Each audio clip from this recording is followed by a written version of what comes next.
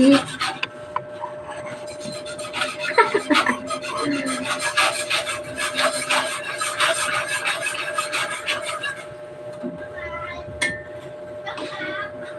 Ayun, nawala na rin yung buho.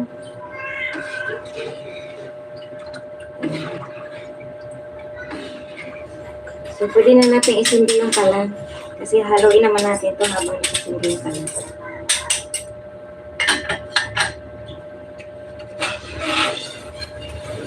And then, mix. Sindi ko muna pala yung apoy. Sindi yung apoy, guys. Sindi ko muna yung apoy. Pinabuksan yung gas. Alright. Alright. Thank you. Ayan, habang nakasindi, habang umiinit siya, halo lang tayo ng halo. Para siyang ano? Ayan, para siyang biko. Parang biko, halo lang ng halo.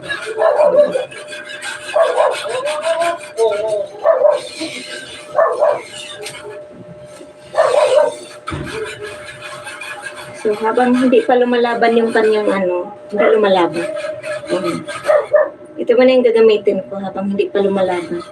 Kasi once na lumalaban na yun, lumalaban na yung ating mixture, sandok na yung gagamitin natin. Mapalaban tayo. Mapapalaban.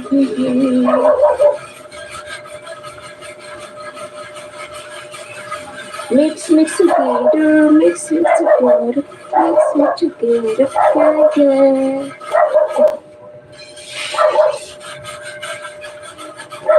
Mix lang, mix.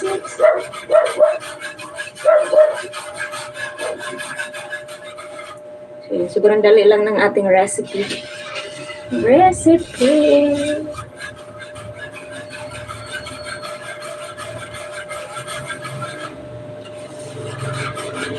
So, ayan guys, ito na yung ating kakalaman.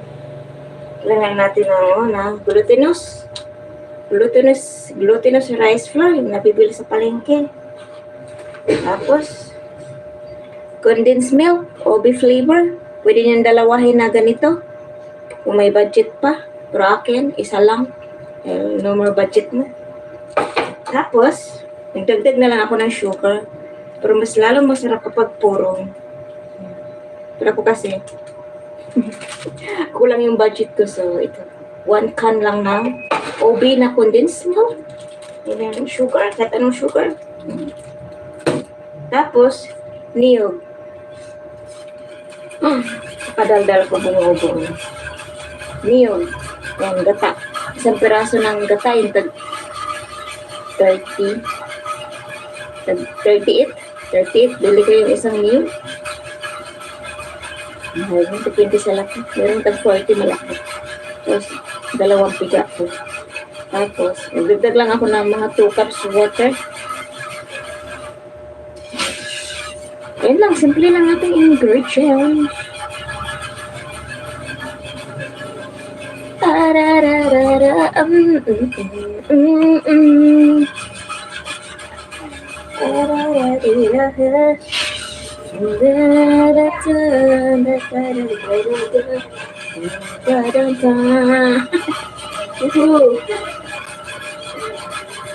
Kapag nagluluto tayo, kanta-kanta. Sabi nila kapag kumakanta ka daw na nagluluto, hindi ka daw makapag-asawa. Totoo. Hindi ka daw makapag-asawa kapag kumakanta ka habang nagluluto. Paano naman yung sumasayaw habang kumakanta? Because masayahan lang habang nagluluto. What time in your country? I think it's 6 in the evening. 6:30 in the evening now here coming. Shout out to you coming.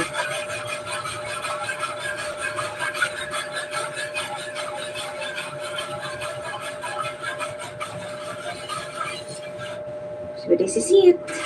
Mamaya magbubuo yan.